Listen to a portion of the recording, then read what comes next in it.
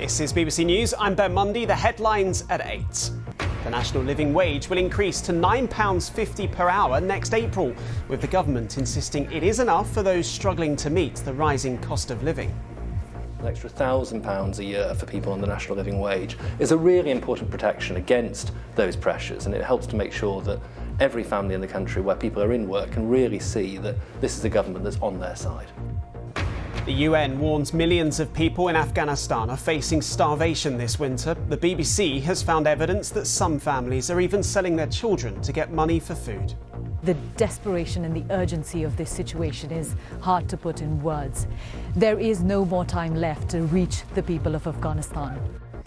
Facebook whistleblower Frances Haugen tells MPs that the platform puts growth over safety.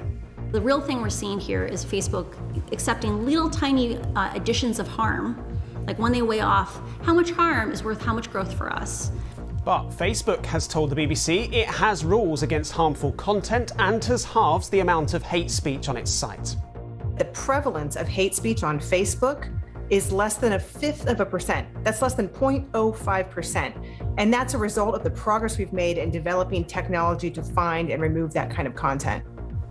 A key spending pledge to help some of the world's poorest countries cut their carbon footprint has not been met days before world leaders meet in Glasgow for the COP26 climate summit. When's your birthday? May 5th. Why?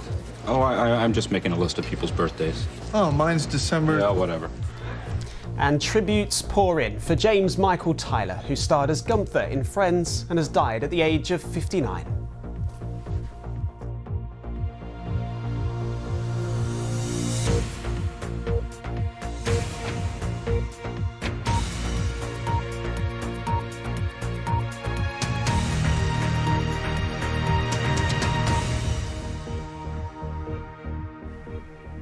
Hello, good evening and welcome to BBC News. Thanks for joining us. Millions of workers are set to get a pay boost from next April with a rise in the national living wage. It's due to be announced by the Chancellor Rishi Sunak in the budget on Wednesday. The current rate, which applies to workers aged 23 and over, is £8.91. That will rise to £9.50, which is an increase of 6.6%, double the rate of inflation. The change will affect millions of low-paid workers, but Labour said much of the increase will be swallowed up by tax rises and cuts to universal credit. Here's our political correspondent, Alex Forsyth.